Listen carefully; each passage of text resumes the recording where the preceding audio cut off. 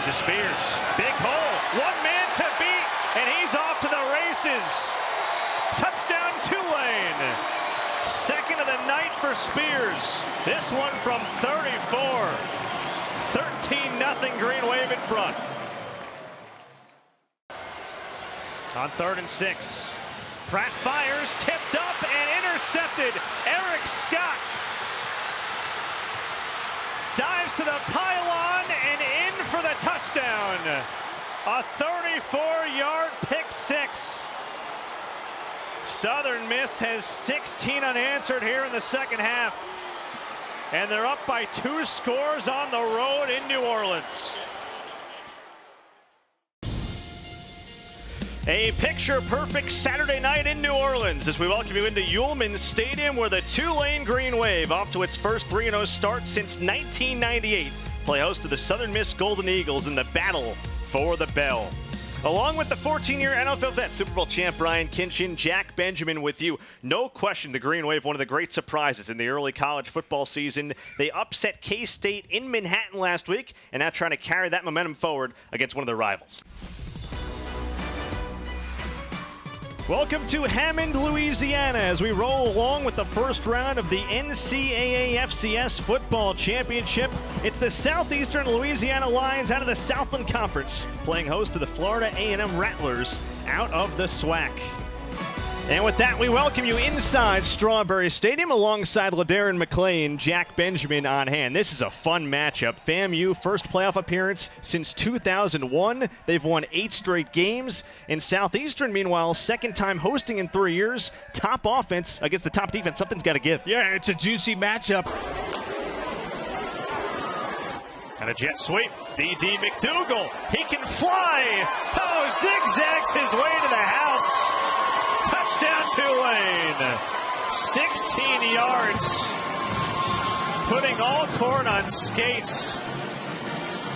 Tulane showing the whole array tonight. 44-0 here in the third. Wilkie to throw. Caston makes the catch in stride, and he'll race into the end zone. Southern Miss a point away from tying this game up on a 37-yard catch and run from 37, and it's blocked. Southern Miss blocks a punt. Now they block a field goal. Natron Brooks.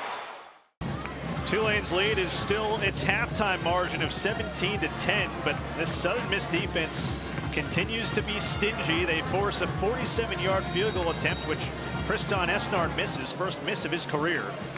And now USM takes over from its own 30. Frank Gore Jr. A little bit of space, and he'll push ahead for about 5. Jarius Monroe on the stop. Been tough sledding to run the ball for Gore in this offense for Southern Miss. They haven't been overly committed to the run through this entire football game, and Tulane hadn't been giving them much except early on, but they shut it down late in that second half, or first half. It's Gore again.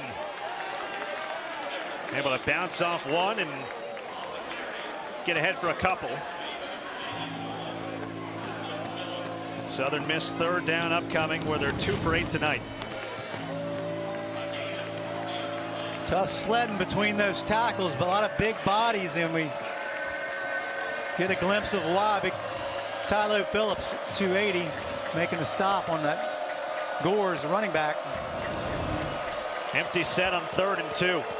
This Yulman Stadium crowd into it again. 4-man rush. Wilkie to Gore, spins ahead. He's got a first down. 3rd catch for Gore.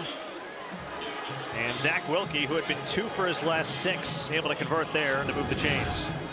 And I like that call. Just a little swing route to Gore for the conversion to get you a first down. That's all you need. You can reset and get back to work.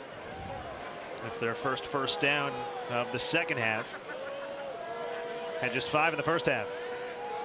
Wilkie pulls it back, and he finds his man Latrell Jones. Macon Clark shoves him out of bounds just shy of midfield. That was almost like an RPO double think. he was going to run it. Is that something you termed that? I termed that a double think. Second and short. It's Gore again. You can see the way he just puts his head down.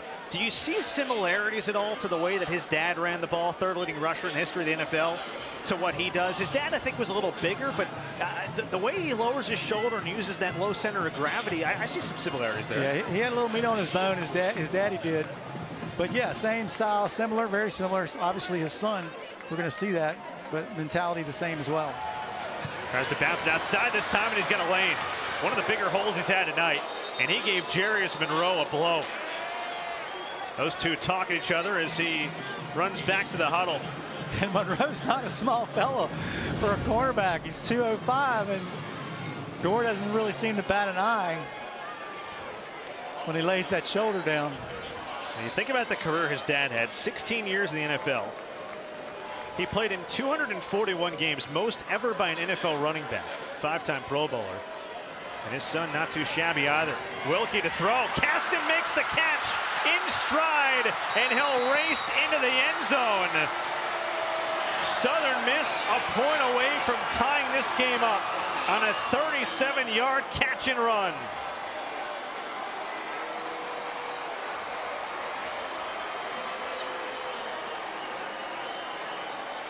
What a response.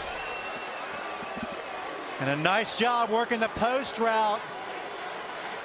But Lemmy Young, their free safety, number 23, he's the responsible one to not let anything get over the top of him, and he missed. He overplayed. Extra point. Brooks Bourgeois away and good. 7 plays, 70 yards. 37-yard touchdown grab from Jacarius Caston, who's now got 7 catches for 76 on the night. And Southern Miss, who once trailed 14-0, has tied this game up. You think about the job that Will Hall's team has done on the road. Didn't get rattled early. They were down 14-0. Can't say enough about the defense and the way that they kept them in it early. And now his offense and his young, true freshman quarterback starting to make plays. And they have stayed committed to that passing game. They've had very little success running the football, and they tried to do it early on in this half and didn't have much success. Went to the passing game on the first play of the second series, and it also was the last play of this series as well, as it connects to Brownlee right down the middle. Will Hall taking on his former team, again OC here, offensive coordinator 2019 and 2020. All knotted up, inside 2 to play in this third quarter. We've talked all night about Austin Armstrong's defense for Southern Miss. They're called the Nasty Bunch. They've been pretty good tonight. 4 TFLs, 3 sacks, and giving Michael Pratt all kinds of trouble. And when they put a hit on him, it's no different.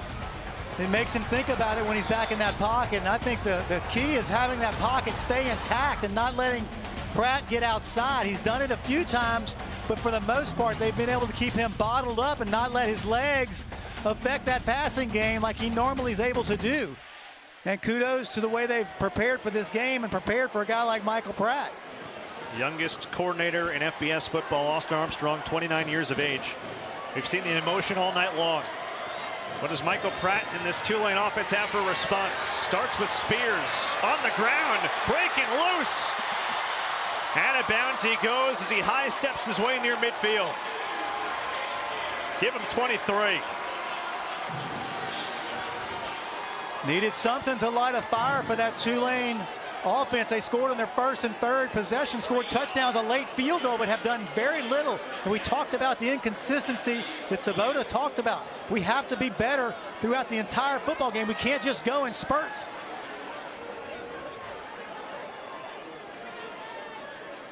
Pratt steps up and runs. Bouncing off bodies down near the 40. That's what he's been unable to do all night, is to be able to bleed out of that pocket and get those extra yards and to be able to sustain drives with his legs. Still taking the hits, but that's just the price you pay for getting the chains moved.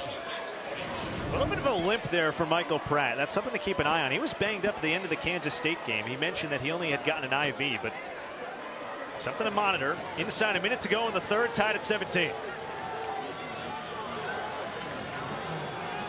It's Spears. And pushes ahead to the 38-yard line. Jordan Mahaffey in on the stop after a gain of 3 yards. We'll see if Tulane chooses to take this to the end of the third.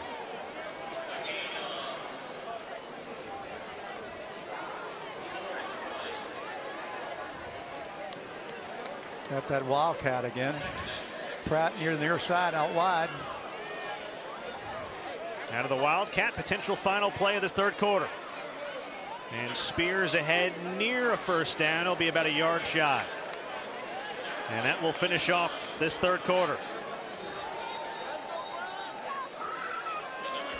Now Southern Miss, once trailing 14-0, has scored 17 of the last 20.